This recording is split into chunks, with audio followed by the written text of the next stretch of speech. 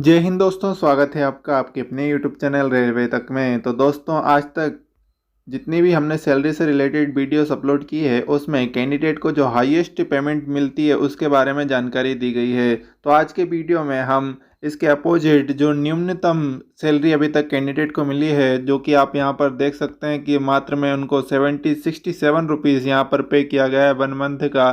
तो ये किस कारण से पे किया गया है, उन सभी के बारे में विस्तृत से चर्चा करेंगे। तो अगर आपने अभी तक मेरा चैनल सब्सक्राइब नहीं किया है तो प्लीज़ सब्सक्राइब रेलवे तक।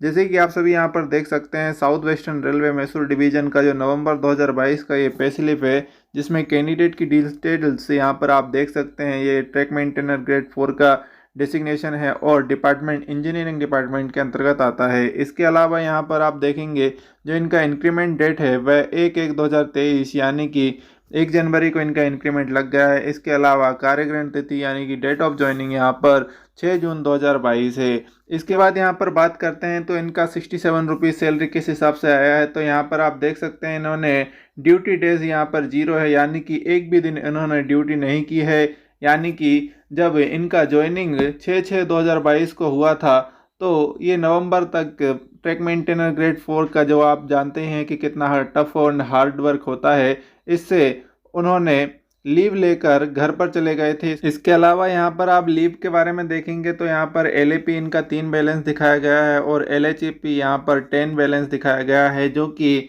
इस मंथ की जो सैलरी स्लिप है इसमें अपडेट नहीं किया गया है। जैसे कि आप सभी को पता है कि प्रत्येक कैंडिडेट को यहाँ पर 10 सीएल दी जाती है। इसके अलावा जो एलएपी यानी कि लीव एवरेज पे है वह यहाँ पर 30 इनको लीव दी जाती है। इसके अलावा एलएचपी जो रहती है ये 15 पर ईयर्स इनको ये लीव दी जाती है। इसके अलावा 10 सिक लीव भी दी जाती है। तो यहाँ पर इन कैंडिडेट का जो सीएल है, एलएपी है और एलएचपी है, ये सभी 0 हो चुका है। इसके बाद कैंडिडेट जितने भी दिन एब्सेंट रहेंगे, अनुपस्थित रहेंगे, तो उनको एब्सेंट लगा दिया जाता है। तो यहाँ पर कैंडिडेट की सभी जो लीव होती है वह सभी समाप्त हो जाने के बाद यहाँ पर इनको एब्सेंट कर दिया गया है। इसके बाद यहाँ पर अर्निंग्स की बात की जाए तो यहाँ पर बेसिक पे जो कि 18,000 स्टार्टिंग में होता है वह यहाँ पर शून्य है। इसके अलावा यहाँ पर डेयरनेस अलाउंस यानी कि जो महंगाई भत्ता होता है वह बेसिक पे का अभी वर्तमान में 45% कर दिया गया है, वह भी यहाँ पर शून्य दिखाया गया है। इसके अलावा हाउस रेंट अलाउंस या ट्रांसपोर्ट अलाउंस ये सभी अलाउंसेस 0 हैं।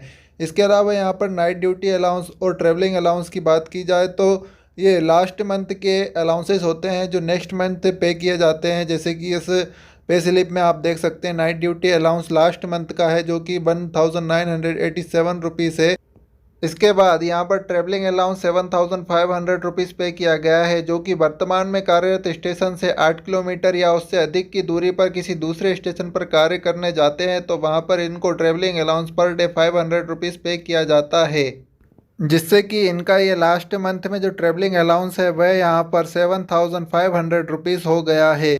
इसके अलावा यहाँ पर रिस्क एंड हार्डशिप अलाउंस है जो कि ट्रैक मेंटेनर्स को ही दिया जाता है, वह भी यहाँ पर इनको शून्य दिया गया है। दोनों अलाउंसेस को ऐड करने के बाद ही यहाँ पर इस मंथ की जो सैलरी है वह यहाँ पर 9,487 रुपीज़ बनी है। इसके बाद यहाँ पर रिकवरीज की बात की, रिकवरीज में आप देखेंगे तो यहाँ पर ओवर पेमेंट ऑफ पे लिखा है जो कि 8,710 रुपीज़ यहाँ पर डिडक्ट किए गए हैं जाते हैं अगर आप एब्सेंट होते हैं। तो यहाँ पर over payment of transport allowance भी यहाँ पर 601 डिडक्शन हुआ है। इसके अलावा रेलवे एम्प्लॉय इंश्योरेंस स्कीम का यहाँ पर 9 रुपीज़ और सोशल सिक्योरिटी स्कीम का यहाँ पर 100 रुपीज़ डिडक्ट किया गया है। इसके अलावा यहाँ पर प्रोफेशन टैक्स कर्नाटका को जाता है जो कि 200 रुपीज़ होता है, वह इस मंथ में नहीं है क्योंकि ये अभी वर्तमान में कर्नाटका में नहीं है, उनके नेटिव पैलेस में है। इन सभी डिडक्शन को ऐड करने पर ये डिडक्शन टोटल 9,420 रुपीज़ हो जाता है। इसके बाद यहाँ पर जो शेष सैलरी बचती है वह 67 रुपीज़ यहाँ पर बचती है जो कि इनके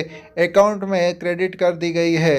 अब बात करते हैं, अगर आप एब्सेंट मारते हैं तो आपके खिलाफ क्या कार्रवाई की जाएगी। तो यहाँ पर अगर आप फर्स्ट टाइम एब्सेंट मारते हैं तो आपको वार्निंग लेटर दिया जाता है जिसमें कि आपको आपके ड्यूटी के प्रति जो कर्तव्य है उसको निभाने की बारे में जानकारी दी जाती है। इसके अलावा अगर आप सेकंड टाइम इसी तरह से एब्सेंट होते हैं तो आपके खिलाफ चार्जशीट दी जाती है जिसमें कि आपका 1 ईयर्स का पास पीटीओ डिडक्ट कर दिया जाता है या फिर आपका जो इंक्रीमेंट लगता है उसको भी कैंसिल कर दिया जाता है, जिससे कि आपकी सैलरी पर आगे चलकर बहुत इफेक्ट पड़ता है। इसके अलावा आपका एपीआर रिकॉर्ड भारतीय रेलवे के द्वारा मैनेज किया जाता है, जिसमें कि अगर आपका एपीआर कम है तो आपको म्यूचुअल ट्रांसफ़र वन वे जाने पर इस सभी में प्रॉब्लम्स होती है। इसके अलावा आपके प्रमोशन में भी डिले कर दिया जाता है।